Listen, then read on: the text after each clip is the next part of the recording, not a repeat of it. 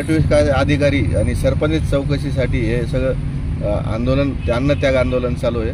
नेमकं तुमचं प्रमुख मागणी काय याच्यात? मी गटविकास अधिकारी पंचायत समिती छत्रपती संभाजीनगर जवळपास 2 वर्षापासून प्रलंबित प्रकरणाच्या ग्रामपंचायत राहपटीची जी प्रलंबित प्रकरणं आहे त्या नुसतं चालढकलपणा करताय BDO मॅडम आणि येळकाढूपणा करताय।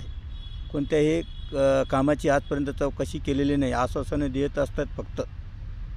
बरं, तुम्ही जे पाठपुरावा केलेला आहे किती दिवसापासून पाठपुरावा चालू आहे आणि काय चौकशी व्हायला पाहिजे याच्यामध्ये? मी जवळपास 2 वर्ष उलटून गेले। 2 वर्षापासून चौकशी मागतोय की या राहपट्टी अंतर्गत जे विहिरी मंजूर आहे MRGS मधून जे विहिरी मंजूर आहे त्या विहिरी नियमबाह्य मंजूर करण्यात आलेली आहे।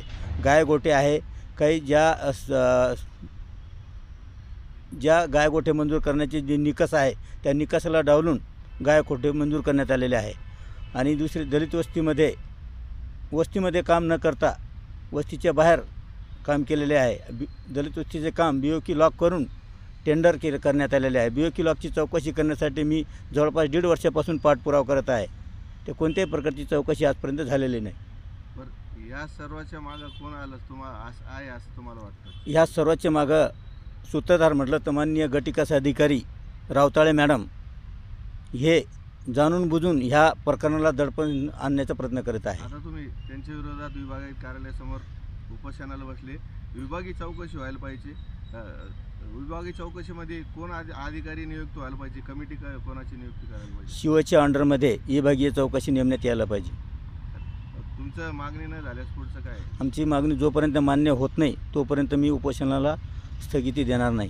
तुम्ही एक गोष्ट सांगितली तर दडपण आणण्याचा प्रयत्न करीत आहे, म्हणजे नेमकं काय, कोणाचं दडपण? या MRGSमध्ये जर तालुक्याचा एक राहपटी ग्रामपंचायतचा जर उल्लेख झाला तर यांना तालुक्याचं सुद्धा पूर्ण ओपन होईल या प्रकरणामुळे ते कोणत्याही एका छोट्याशा गावाची चौकशी करत नाही।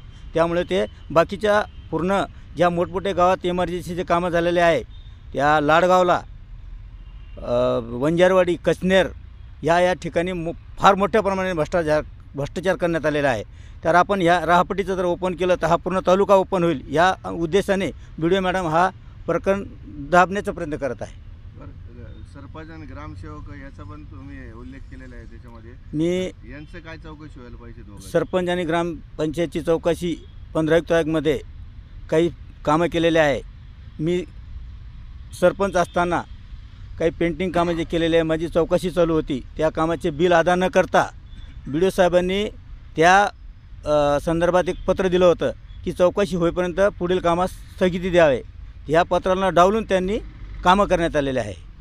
याच माध्यमातून विभाग आयुक्तांना काय आवाहन करणार? याच माध्यमातून विभाग आयुक्तांना BDO मॅडमची पर्सनली चौकशी करावी, विभागीय चौकशी समिती गठीत करून त्यांची स्वतःची चौकशी करावी। आपलं नाव? पूनमचंद रूपा चव्हाण, माजी सरपंच राळपट्टी तांडा।